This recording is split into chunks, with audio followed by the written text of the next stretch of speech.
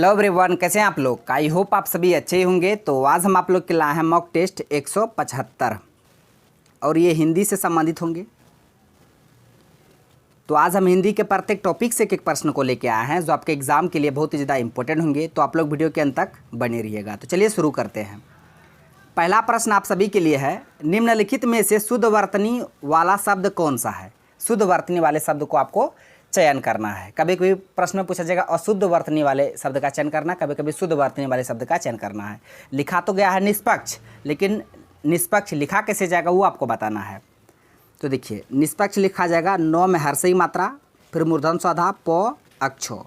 निष्पक्ष ऐसे होगा। और निष्पक्ष का अर्थ क्या होगा। निष्पक्ष का अर्थ होता है जो किसी के पक्ष में ना हो, यानी कि जो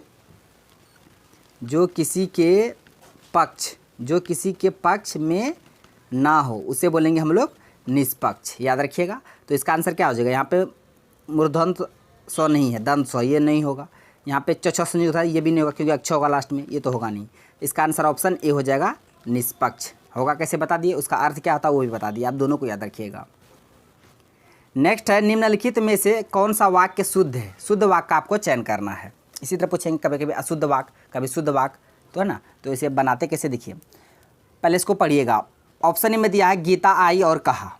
आपको लग रहा है कि ये सेंटेंस सही है, गीता आई और कहा।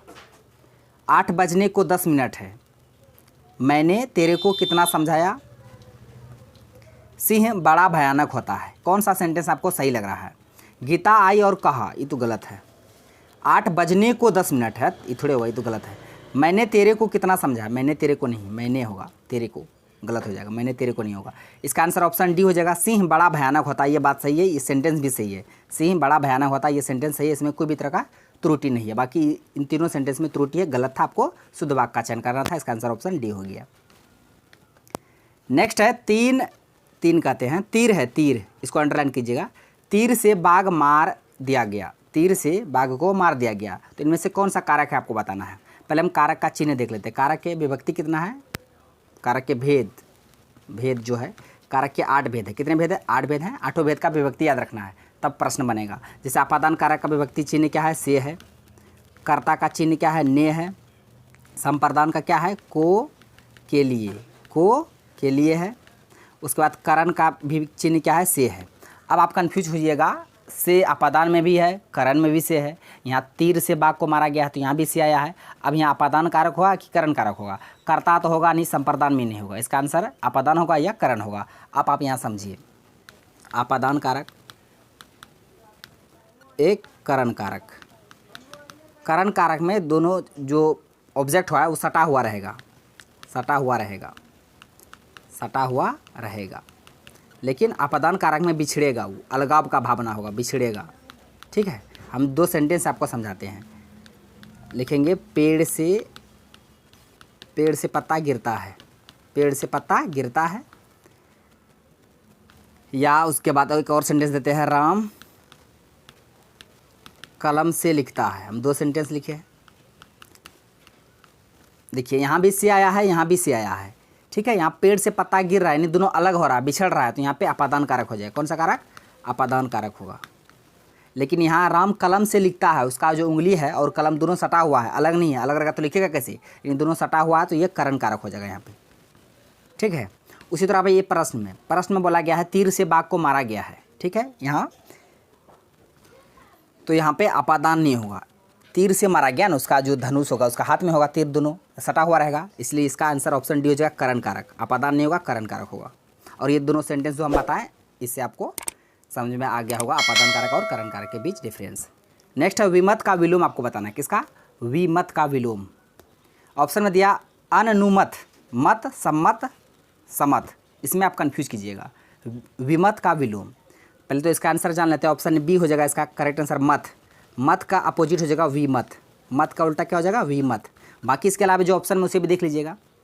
ऑप्शन में दिया है सम्मत, सम्मत का उल्टा क्या हो जाएगा, सम्मत का उल्टा होगा असम्मत। सम्मत का उल्टा असम्मत हो जाएगा। और ये जो दिया है समत, उसके बाद अनुनुमत। अनुनुमत किसका अपोजिट है, याद रखिएगा। अनुनुमत बहुत ज़्यादा इंपॉर्टेंट है। ये अनुमत, अनुमत का उल्टा क्या होगा, अनुनुमत। मत का उल्टा विमत, सम्मत का उल्टा असम्मत। अभिमत का बात दिए मत हो गया। तो ये चारों को याद रखिएगा, इसका आंसर ऑप्शन बी हो गया। नेक्स्ट है टिकाऊ में कौन सा प्रत्यय है? प्रत्यय बाद में लगता है, अंत में लगता है और उपसर्ग पहले लगता है। यहाँ लिखे टिकाऊ, टिकाऊ। तो टिकाऊ बोलेगा तो क्या बोला जाएगा? आपको लास्ट में अंतिम में आऊ बोला जाएगा, टिकाऊ। जिस तरह हम बोलेंगे पियक्कड़ तो लास्ट में क्या बोला जाएगा? अक्कड़। उसी तरह टिकाऊ तो लास्ट में क्या बोला जाएगा? आऊ। तो इसमें कौन सा प्रत्यय होगा? तो आऊ प्रत्यय होगा, याद रखिएगा। आ नहीं होगा, अन नहीं होगा, अंत भी नहीं होगा। इसका आंसर ऑप्शन डी हो जाएगा, आऊ प्रत्यय। तो टिकाऊ में कौन सा प्रत्यय? आऊ प्रत्यय।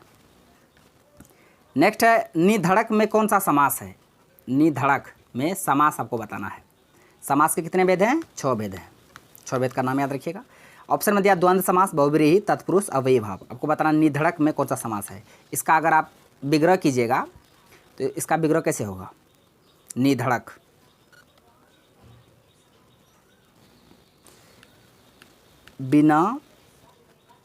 बिना धड़क के, बिना, इसका जो विग्रह होगा समास विग्रह निधड़क का, बिना धड़क के। वैसे भी देखिए अगर शुरू में जिस शब्द का शुरू में नहीं आ जाएगा समझो वो अव्ययी भाव होगा, यानी बिना धड़क के। तो इसका आंसर क्या हो जाएगा? द्वंद्व नहीं होगा, बहुब्रीहि भी नहीं होगा, तत्पुरुष भी नहीं होगा। इसका आंसर ऑप्शन डी हो जाएगा, अव्ययी भाव समास। तो 6 भेद समास के कौन कौन? अव्ययी भाव, तत्पुरुष, बहुब्रीहि, द्वंद्व, द्विगु, कर्मधारय। तो यहाँ निधड़क तो बिना धड़क के इसका समास विग्रह होगा। और कौन सा इसमें समास होगा? तो अव्ययी भाव समास होगा। नेक्स्ट है वह बहुत बोलती है, क्रिया में विशेषण आपको बताना है। वह बहुत बोलती है, जो क्रिया की विशेषता वो क्रिया विशेषण कहलाएगा। यहाँ बोलना ये क्रिया है, बोलना क्या है? क्रिया है। और इस क्रिया का विशेषता कौन बताता है? वो कैसे बोलती है? तो बहुत बोलती है। तो यहाँ पे बहुत हो जाएगा क्रिया विशेषण। जो क्रिया की विशेषता बताए वो क्रिया विशेषण कहलाता है। आपको क्रिया विशेषण ही चुनना था। तो इसमें विशेषण क्या हो जाएगा? बहुत हो जाएगा। क्या हो जाएगा? बहुत। बोलना नहीं होगा ये तो, क्योंकि क्रिया है तो होगा नहीं, वह नहीं होगा। इसका आंसर ऑप्शन बी हो जाएगा, बहुत। तो इसमें वह बहुत बोलती है, इसमें क्रिया विशेषण क्या हो जाएगा? बहुत। जो क्रिया की विशेषता वो क्रिया विशेषण कहलाता है। नेक्स्ट है मेघ का पर्यायवाची नहीं है। आपको बताना है कि इनमें से कौन सा मेघ का पर्यायवाची नहीं है। ऑप्शन में दिया है जलधर, भूप, पयोद, धन। धन कहते घन, घन है, पयोद है, जलधर, ये तीनों मेघ का पर्यायवाची है। ठीक है। बाकी भूप इसका करेक्ट आंसर हो जाएगा ऑप्शन बी, भूप इसका पर्यायवाची नहीं है मेघ का। भूप किसका है? तो भूप राजा का है। भूप राजा का पर्यायवाची किसका है? राजा का पर्यायवाची भूप है। बाकी इसके अलावा जलधर, पयोद, घन ये तीनों मेघ का पर्यायवाची। नेक्स्ट है तन्मय में कौन सी संधि है? तन्मय, इसका अगर संधि विच्छेद कीजिएगा तन्मय का तब पता चलेगा इनसे कौन सी संधि है।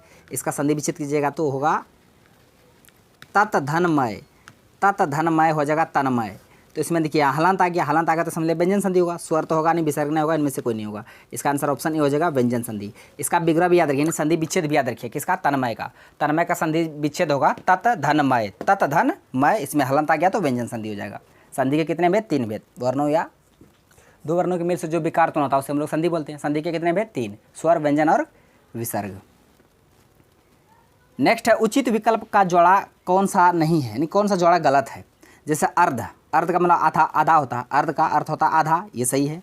अग्नि का आग, ये तत्सम तद्भव है। अर्ध का आधा, अग्नि का आग, अंध का अंधा, ये तीनों सही है।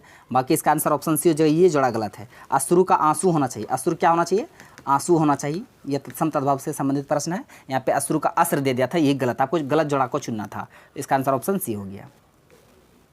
नेक्स्ट ये आज का लास्ट प्रश्न है। इस प्रश्न का आंसर को आप लोग को कमेंट बॉक्स में देना है। हम पहले प्रश्न को पढ़ देते हैं।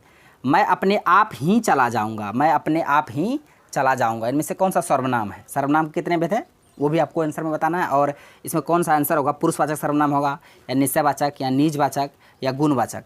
मैं अपने आप ही चला जाऊंगा। जो भी इसका आंसर होगा कमेंट बॉक्स में देना। तो फ्रेंड्स आज का प्रश्न बस यहीं तक था। सारे प्रश्न को हम बिल्कुल बेसिक से कॉन्सेप्ट के साथ बता दिए। आई होप आपको वीडियो पसंद आया होगा। यदि वीडियो पसंद आया तो मेरा वीडियो को लाइक कीजिए तथा हमारा यूट्यूब चैनल कर दीजिए सड्डा को सब्सक्राइब करें और बेल आइकन को भी हिट कर दीजिए ताकि हर एक लेटेस्ट वीडियो का नोटिफिकेशन तुरंत आप तक पहुंच जाए। Thanks for watching video. धन्यवाद। अब मिलते हैं नेक्स्ट वीडियो में नेक्स्ट टॉपिक के साथ। और सारे प्रश्न का पीडीएफ आपको कर दीजिए सड्डा के नाम से टेलीग्राम में चैनल है, वहाँ पर जाकर जुड़ जाइएगा।